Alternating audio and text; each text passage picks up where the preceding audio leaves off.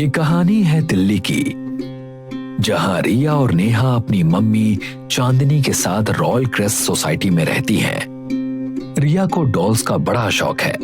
उसने इंस्टाग्राम पर देखा कि लाबूबू डॉल्स का ट्रेंड जोरों पर है।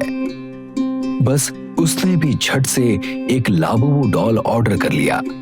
जब पैकेट आया तो रिया ने हंसते हंसते उसे खोला। डॉल छोटी सी थी, गुलाबी बाल, चमकते सफेद दांत। आ गया मेरा लबूबू। वाह, देखो कितना क्यूट है। देखो, चमकती आंखें, सुनहरे बाल, ये तो जादुई सा लग रहा है ना? देख, इसके दांत भी चमक रहे हैं जैसे हीरे जड़े हो। ये है हमारी लबूबू क्वीन। रात का समय है। रिया लाबूबू डॉल को बेड साइड टेबल पर रख देती है और सो जाती है। रात बीतती जाती है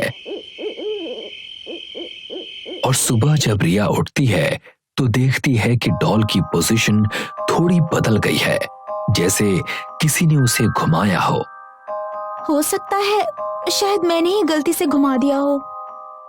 रिया लाबूबू की तरफ गौर से देखती है तो ऐसा लगता है जैसे वो उसे गहरे ठंडे नजरों से घूर रही हो।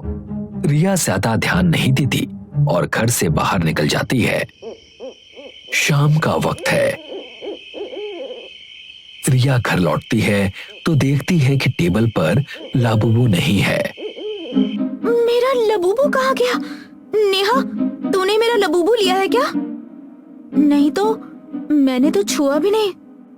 रिया लाबूबू को ढूंढने लगती है तो देखती है कि वो बेड के नीचे पड़ी है और उसके पेट पर लाल निशान है, जैसे किसी ने चाकू से वार किया हो। ये क्या हो गया?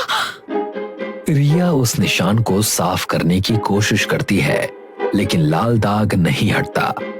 थक हार कर रिया लाबूबू को फिर बेड साइड टेबल पर रखकर सो जाती है। रात का समय है। रिया सो रही है, तभी उसे एक डरावना सपना आता है। सपने में लाबूबू डॉल उसके ऊपर बैठी है और अपने नुकीले दांतों से उसकी गर्दन काट रही है। अचानक रिया की नींद खुल जाती है। वो डर के मारे कांप रही है और तभी वो देखती है कि लाबूबू डॉल सच में उसके ऊपर बैठी है। रिया चीखती हुई उठती है और उसे उठाकर नीचे फेंक देती है। जैसे ही लाबूबू नीचे गिरती है, कमरे की लाइट्स टिमटिमाने लगती है और अचानक पूरे घर में अंधेरा छा जाता है। कहीं से एक बच्ची के रोने की आवाज पूरे घर में गूंजने लगती है। कौन है? घर में कौन है?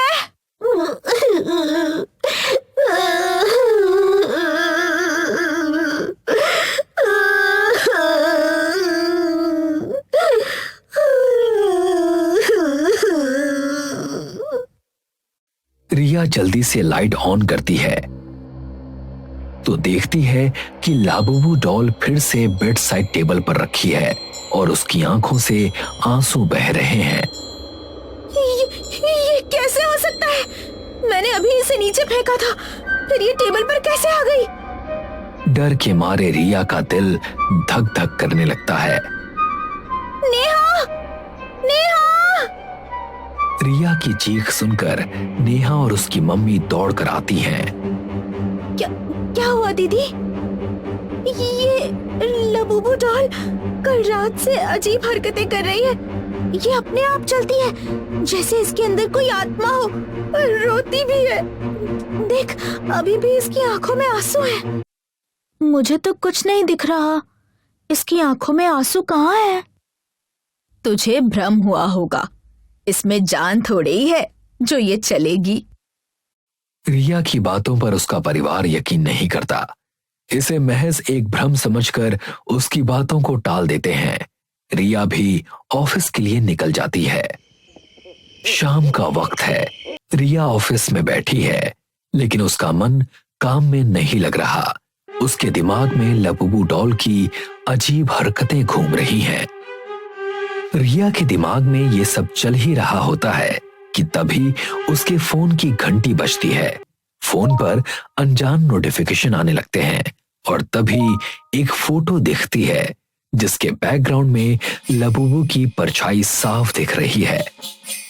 मेरे फोन में लबूबू की फोटो? मैंने तो ये फोटो कभी खींची नहीं। मेरे साथ क्या हो रहा है?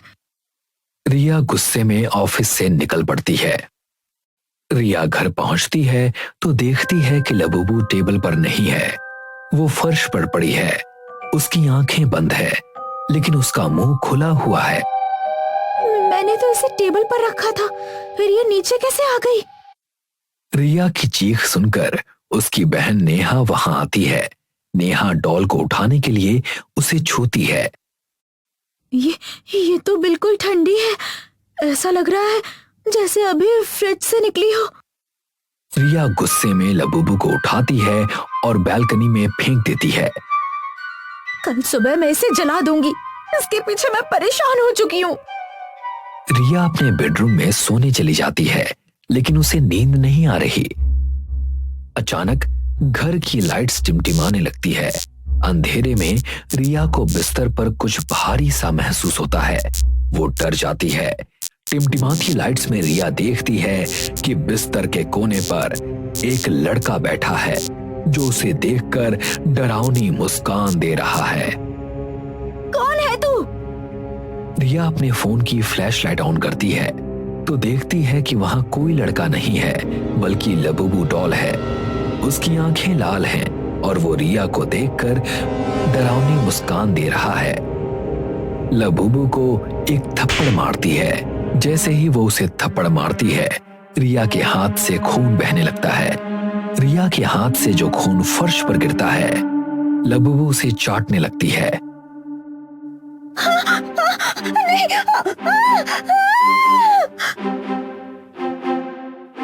रिया की चीख सुनकर नेहा दौड़ कर आती है। क्या हुआ? कल रात मैंने तेरे सामने इसे बालकनी में फेंका था, देख ये फिर अपने आप आ गई। नेहा देखती है कि लबूबू की आंखें धीमे धीमे चमक रही हैं। उसके छोटे छोटे पंजे हिल रहे हैं और घर में किसी बच्चे की हंसी गूंज रही है। मुझे लगता है इसके अंदर कोई आत्मा है, इसे जला देते हैं। नेहा और रिया लबूबू को बालकनी में ले जाकर जला देती हैं, लेकिन जैसे ही रिया जलाने के बाद घर लौटती है वो देखती है कि लबूबू फिर से उसके बेड के नीचे पड़ी है। तुम मुझे जलाकर खत्म नहीं कर सकती। नहीं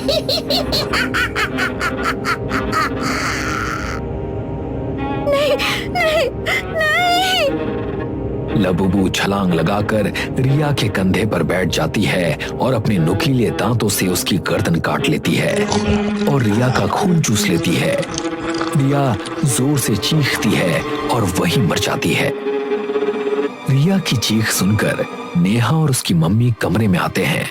वो देखते हैं कि लबूबू की आंखें लाल हैं, उसकी आंखें चमक रही हैं और वो रिया के शरीर से खून चूस रही है। तू कौन है? तू कोई साधारण डॉल नहीं है। चंदा आंटी, मुझे भूल गई आप? चंदा आंटी? लबूबू जैसे ही चंदा आंटी कहती है रिया की मम्मी डर से कांपने लगती हैं। माँ, ये आपको चंदा आंटी क्यों कह रही है? चंदा आंटी तो मुझे सिर्फ एक ही बच्चा कहता था, आरव। मैं ही हूँ आरव। तू मेरे घर से चली जा। तुम्हारा नहीं, ये मेरा घर है। मम्मी, ये क्या बकवास कर रहा है? वो सच कह रहा है, ये आरव का ही घर था।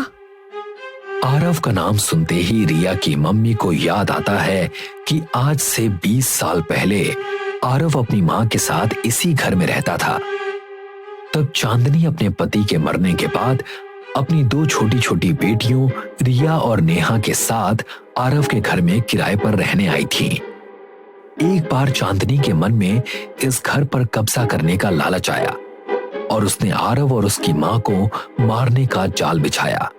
दोनों को अपने घर खाने पर बुलाया और खाने में जहर मिला दिया। खाने के कुछ ही देर बाद दोनों मर गए। फिर चांदनी ने आरव और उसकी मां को उसी के घर में दफना दिया और खुद उस घर की मालकिन बन गई। आरव की आत्मा लौट आई है। लाबुबू चांदनी को मारने के लिए दौड़ती है। चांदनी भागने की कोशिश करती है, लेकिन लाबुबू अपने नुकीले दांतों से उसके पैर पर काटता है और उसके पैर से खून चूसने लगता है। कुछ ही देर में चांदनी का चेहरा राख जैसा काला हो जाता है और वो दम तोड़ देती है। मुझे छोड़ दो, मुझे माफ कर दो। नहीं। नेहा भागने लगती है, तभी दरवाजा अपने आप बंद हो जाता है और लाबुबू हवा में उड़ते हुए नेहा के चेहरे के पास आती है। मुझे माफ कर दो, प्लीज जाने दो मुझे। नहीं, अब तुम यहीं रहोगी मेरे साथ। नहीं नहीं नहीं।